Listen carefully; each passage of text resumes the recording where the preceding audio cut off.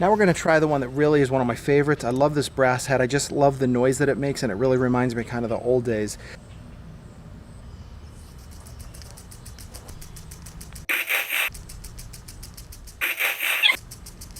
And this concludes how to build your own sprinkler.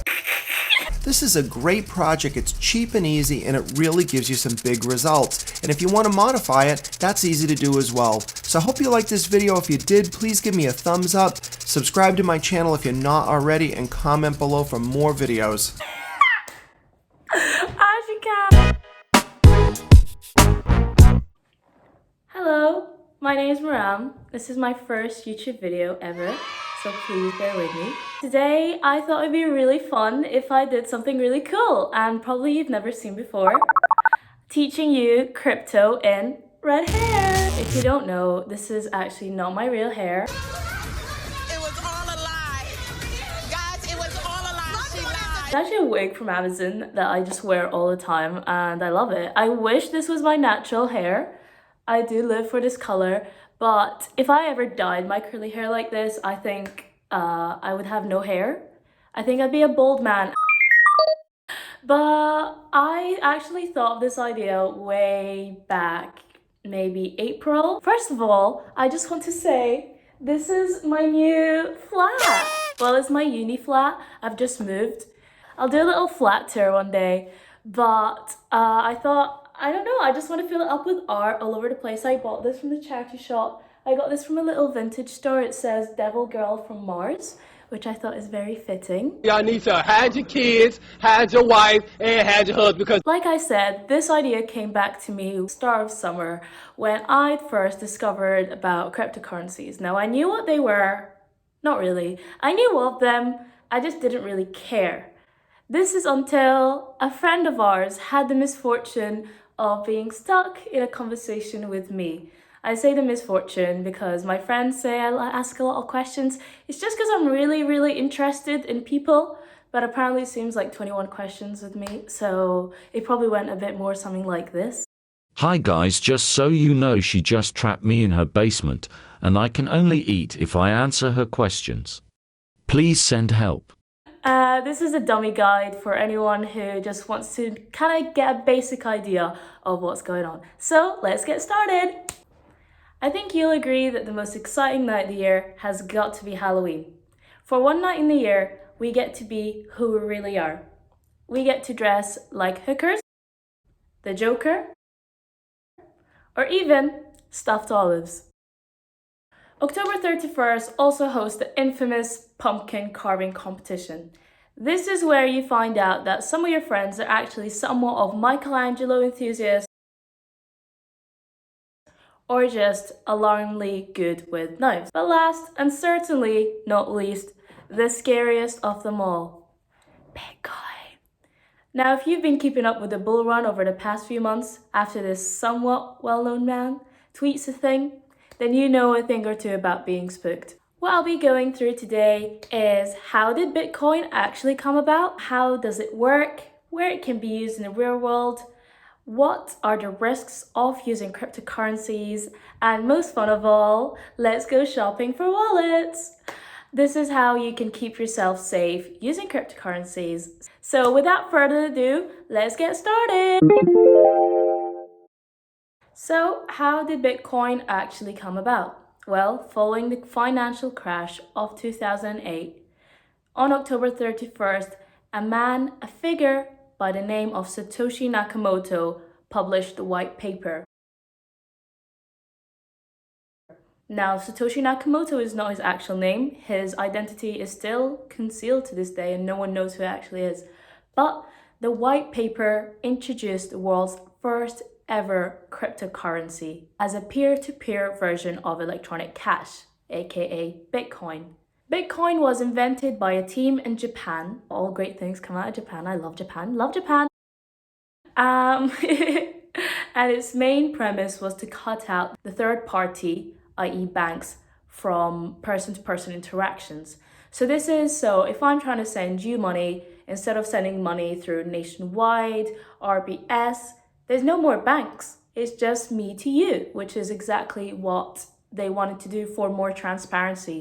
So the creation of the world's first cryptocurrency, i.e. Bitcoin, was actually fueled by the GFC, so the global financial crisis of 2007 to 2008. This is where the world's economies all suffered.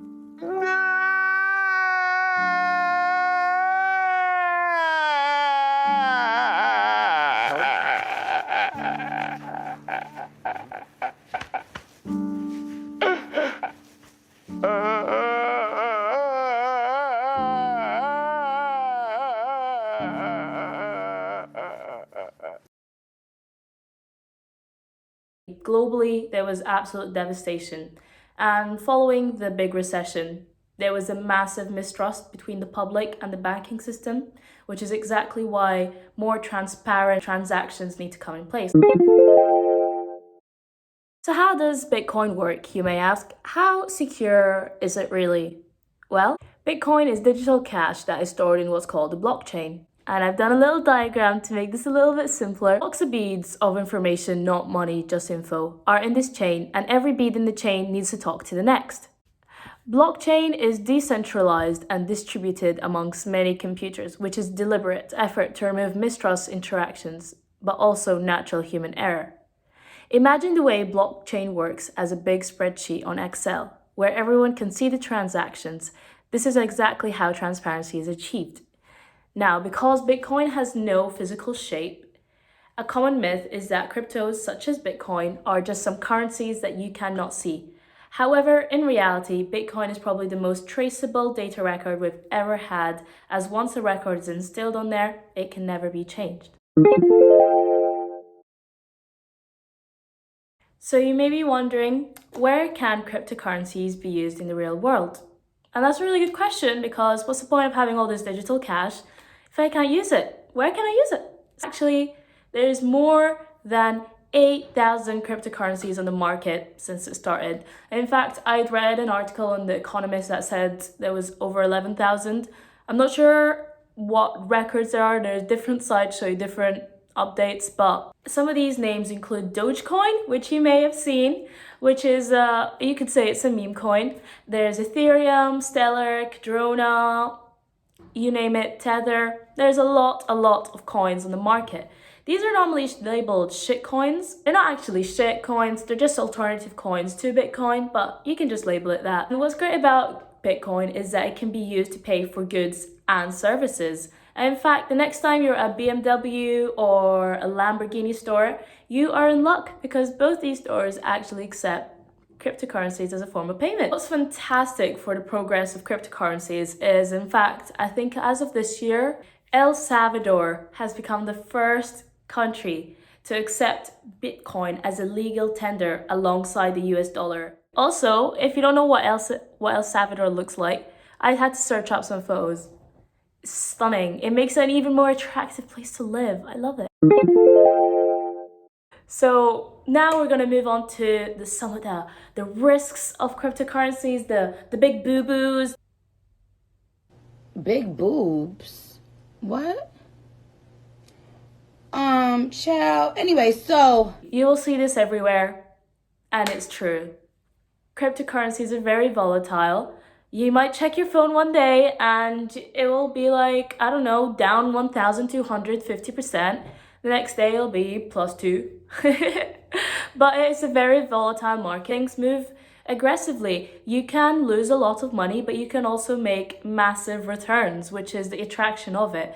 Like with anything with life, there are risks, and if you're willing to take it, we're going to cover some of these associated risks today. With the volatility of the market, an example of this is Elon Musk. So back in May earlier this year, Elon Musk tweeted that Tesla will no longer be accepting Bitcoin as a form of payment. And then the market crashed. And the market crashed a bit, quite dramatically, yes, for sure. Although Musk tweets are not the only indicator of market movement, it just does really show how volatile the market is. So that's just something to keep in mind. And also I put up an article, the inside story of MT got Bitcoin's 460 million disaster. And also recently, I think it's the Poly network attack, which involves $600 million worth of cryptocurrencies.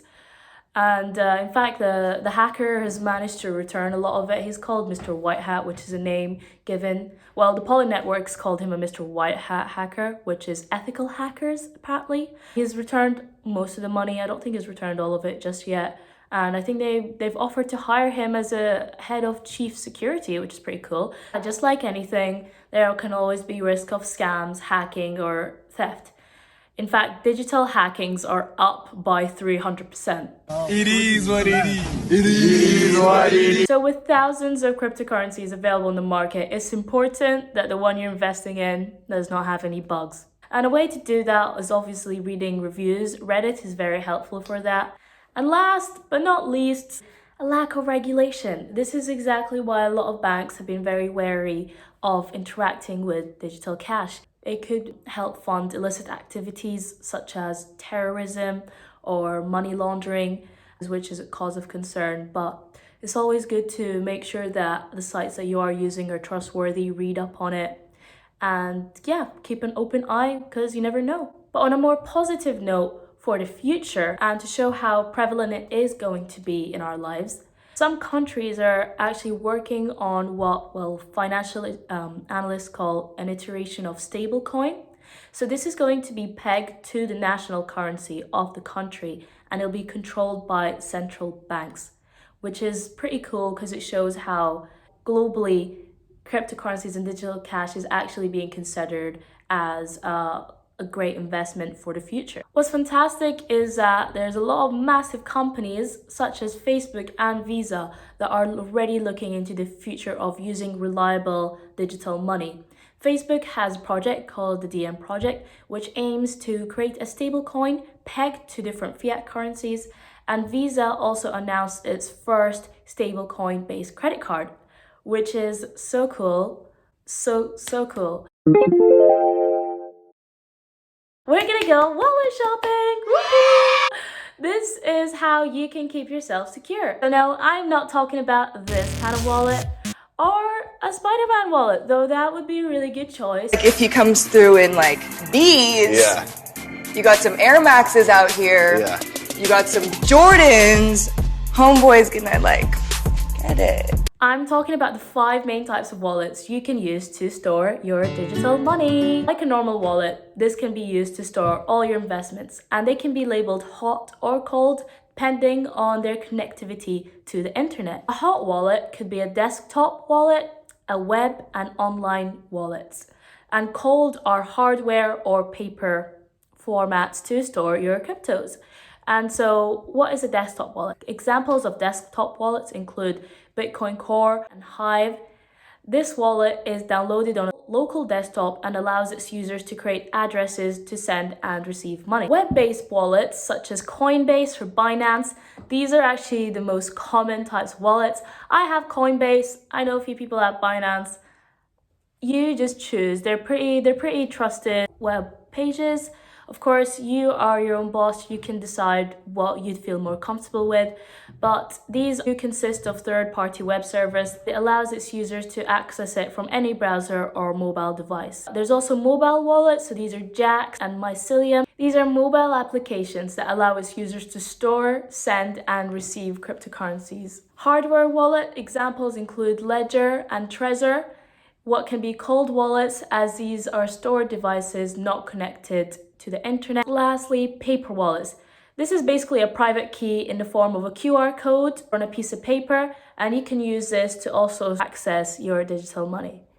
This brings me to the end of the video. Thank you so much for coming all the way here. I know it's probably just my 2 friends, and I probably think they didn't know what I was talking about, but thank you for watching anyways. I really appreciate it. And I'm gonna be making a lot of these videos. I want to make videos about everything. And so if there's anything that interests you, please put it down in the comment section below or just let me know. And yeah, thank you so much for watching all the way. Hopefully you learned a thing or two. And I hope you have a lovely week.